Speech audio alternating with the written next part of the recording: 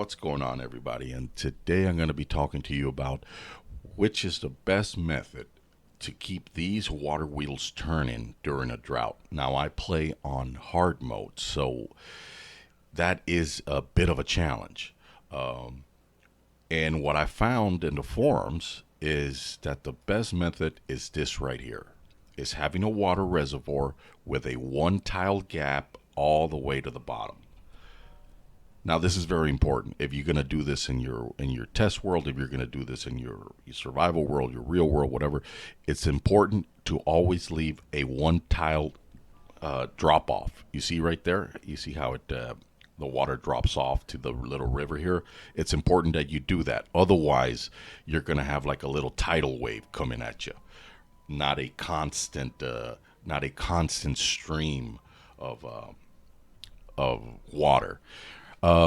So please note that. Now,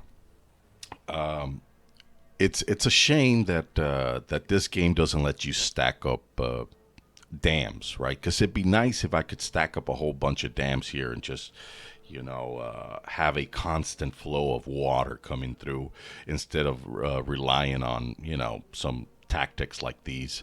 But we don't have that. We and as for floodgates, we only have up to the triple floodgate, so we really don't have anything more than that.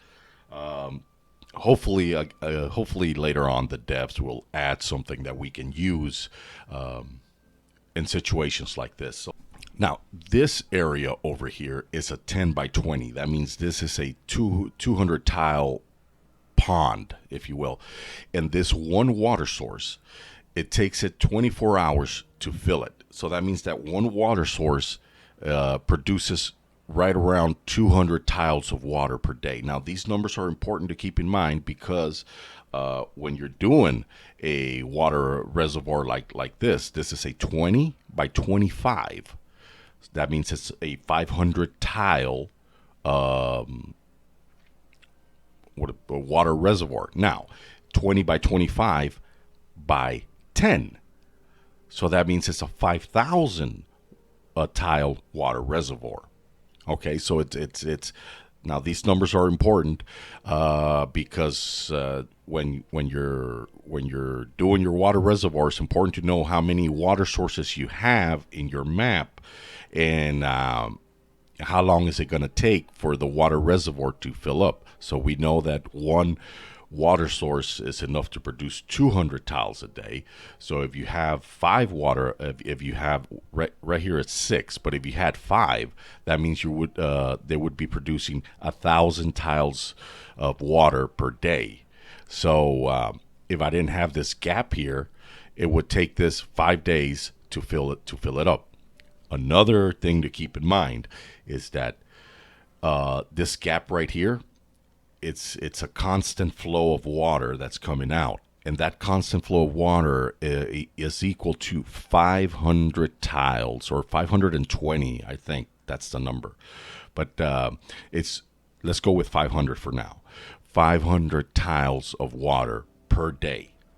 So that means that this water source, that's a 20 by 25 by 10, 5,000 tiles, it would take this about 10 days to drain out completely. 10 days. So you have 10 days of free energy, if you will. Now, like I said, it's going to be less than that because the actual number, I think, is like 520 tiles. So we should get about 9 days of energy from this huge water reservoir. And let's take a look here. And we just started the drought. Is 14 days, so no water's coming through. And let's go. These things are producing at 180 horsepower, right? All of them. We got 10. So wait, why aren't? Oh, because they're not connected. Okay, I see. So we should have about 1,800 horsepower. And I'm going to speed this up, and I'm going to be doing some cuts here and there. All right, one day, and it looks like it went down just about one tile. Now, correction. I thought I had 10. I have 8. I have 8. So they're all working full speed ahead, right? 100%. Okay, so 4 days have gone by, and we still have, I think, a little bit over half of the water reservoir filled, and we're still going strong. We're still getting 100% of the horsepower that was promised. So let's keep going. All right. It's been 9 days of drought. Power still going strong, but water. Oh, there it goes.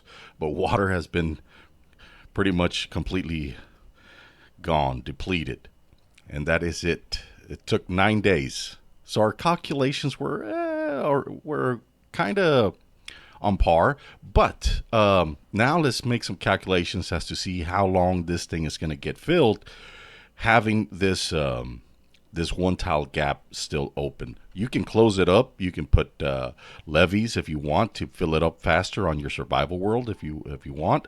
But let's see. We have 1, 2, 3, 4, 5, 6. 6 water sources producing 200 tiles of water per day. That's 1,200 tiles of water per day.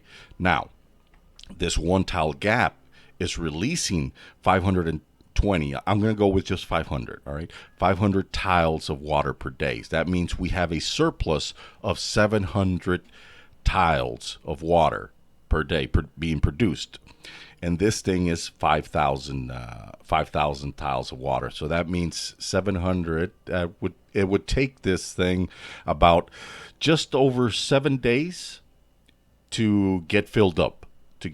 So we're going to make a cut here, and we're going to jump into the wet season. All right, so the drought has ended, and now we got to wait. What do we say?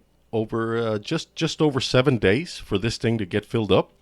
Now, I should note that during those 7 days, we're going to be getting power, right? This thing is going to be releasing a constant water flow, and we're going to be getting power, full power, right? Okay, so day 7, and the water started to overflow. Uh, so our calculations were correct, I think, right? You started with day 0 or day 1? I don't know. I think so. Uh, but anyway, the numbers to keep in mind, right, is each water source produces 200 tiles of water per day. Doesn't matter how big your water reservoir is, if you leave a one tile gap all the way to the bottom, remember to leave a drop off gap there, a drop off tile. Uh, doesn't matter how big your reservoir is, one tile gap will release constant 520 tiles of water per day. Okay.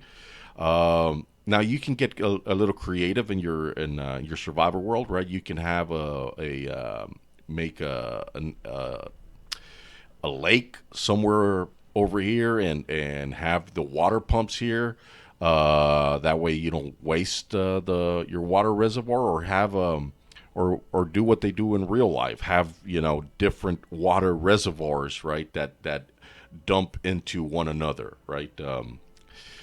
So anyway, I just wanted to share these numbers with you guys. So thank you guys for watching, and I'll catch you guys next time.